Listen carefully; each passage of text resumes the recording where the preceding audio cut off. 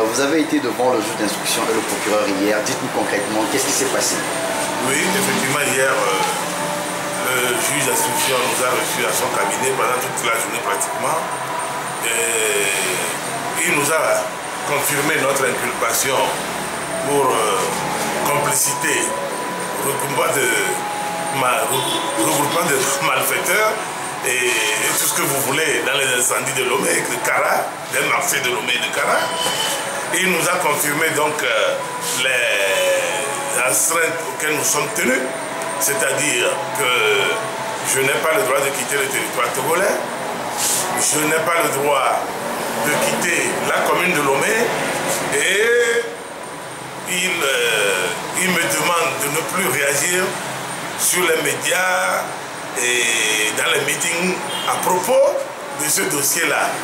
Bon, je voudrais rapidement vous dire que quand il a parlé de ne pas quitter Lomé, il a ajouté que depuis le mardi dernier qu'il m'a inculpé, avec donc cette interdiction-là, je viole la loi parce que mon domicile n'est pas dans la commune de Lomé, je suis plutôt dans la préfecture du Golfe. Donc Agbonivé ne fait pas partie de la commune de Lomé, mais la préfecture du Golfe. Et je lui ai dit que ce n'est pas moi qui l'ai enseigné la géographie à l'école primaire et au collège. Donc c'est lui qui m'a inculpé, c'est lui qui devait savoir que ma maison se situait hors du cadre du moins qu'il voulait, et pas que je me présente ou je me pointe. Je voudrais simplement vous dire par là que c'est une mesure inique et politique. Pourquoi? Ils veulent nous confiner, ils veulent nous empêcher, je veux dire, le CST dans son ensemble, de faire campagne.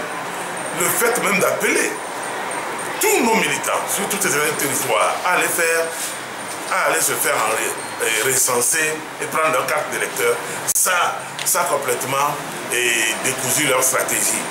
Le mardi dernier, à la gendarmerie nationale, lors de mon audition, ils m'ont dit que le 5 janvier 2013, j'étais à Tapamé pour la réunion qui devait consister à aller incendier les marchés de Kara et de Lomé. Je voudrais tout simplement vous dire que c'est rigolo. Ça, c'est des propos tenus par des malades. Parce que le 5 janvier 2013, moi j'étais à l'hôpital à Paris, j'ai toutes les preuves. Je vous dis que le Togo est l'État le plus militarisé de l'Afrique de l'Ouest. Donc ils connaissent les mouvements, les entrées et les sorties. Ils reçoivent les manifestes des compagnies aériennes une semaine à l'avance. Alors c'est un peu ridicule qu'ils n'ont pas pu quand même.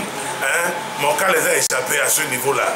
Mieux, quand vous voyez le procureur de la République qui s'excite dans tous les sens et qui raisonne beaucoup plus politique que technicien du droit, ça fait pitié.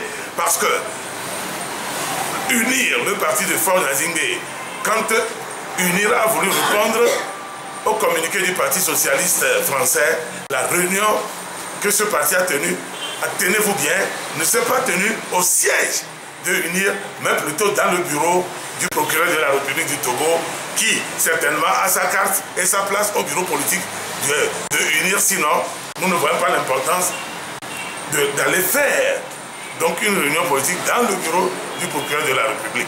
Hier, j'ai précisé au procureur de la République et au doyen des juges qu'ils sont des gens instrumentalisés par Faure Gnassingbé et par Ricochet. C'est des gens que personne ne doit pas croire ni respecter parce qu'ils ne méritent pas le respect du peuple togolais.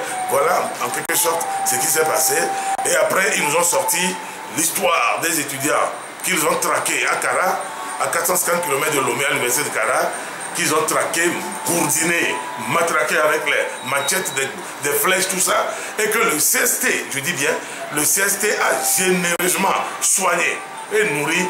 Ils disent que pourquoi nous avons acheté les produits pharmaceutiques à ces enfants, pourquoi nous avons soigné ces enfants-là, c'est pour vous dire que nous avons affaire à des gens malades et rigolos.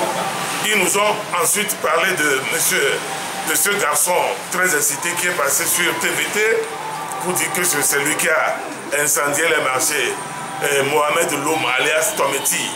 Et j'ai dit que ce garçon, je ne veux même pas parler de lui jusqu'à dire quoi.